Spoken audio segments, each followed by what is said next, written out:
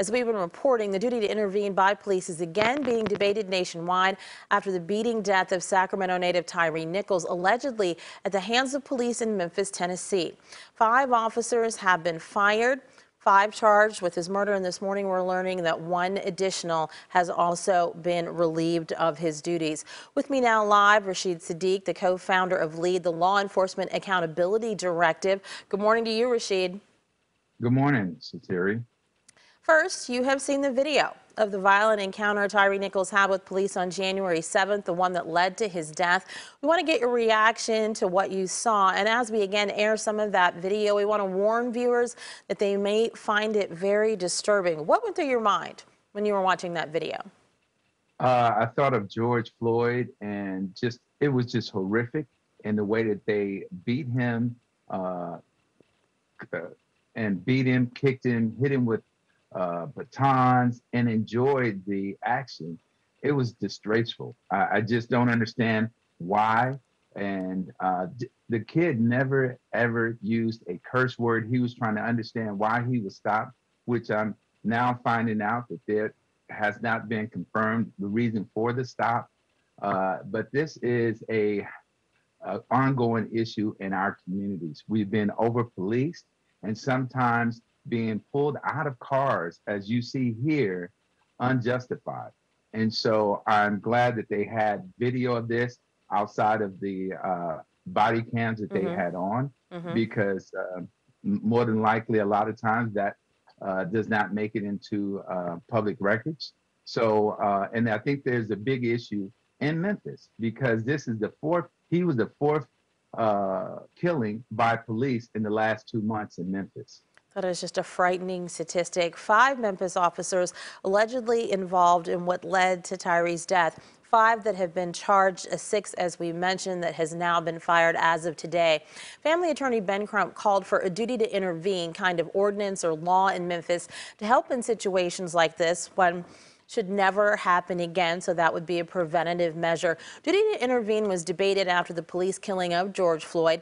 California has passed AB 26, which requires California officers to immediately report potential incidents of excessive force and intervene if they witness excessive force that is, quote, clearly beyond what is necessary. Why is something like that critical for police accountability, which is what your group focuses on? Well, I think everyone needs accountability, and we see what happens when police are run amok or don't have a hierarchy to be accountable to. We all need some kind of safeguard for our safety because too often in African American and minority communities, we are not properly protected from police and police brutality. As you see in this incident, how the verbal assault that was given to this young man before he even understood what was going on, they just came on to him. And how many people does it take to make a stop? And when do we stop this running and chasing of an assailant? After they have that information, it was fight or flight for him. And I ask everyone that views this video to put their child in that place. And what do you think your child would have done? Okay, that is definitely something a lot of people have been considering. You helped found LEAD, the Law Enforcement Accountability Directive, to get a better handle on police accountability. Ben Crump, the attorney for Tyre Nichols' family, called on Memphis police to disband the suppression unit, the unit of those allegedly involved in Nichols' killing. That did happen shortly after his request. But he and the family made a call to action for all such units to be disbanded nationwide. Given your fight for police accountability, do you think all units like this are problematic? I think they're problematic if they don't have an accountability portion to that unit. These units are meant to intimidate, to bully, to disrupt the fabric of a community. And a lot of times they work on little to no information, or maybe not the right information as did they do with Tyre, because that stop was unlawful because now they can't even justify why they stopped this young man.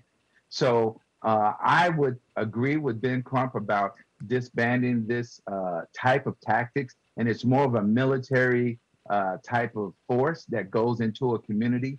And we are a community that should be protected, not militarized.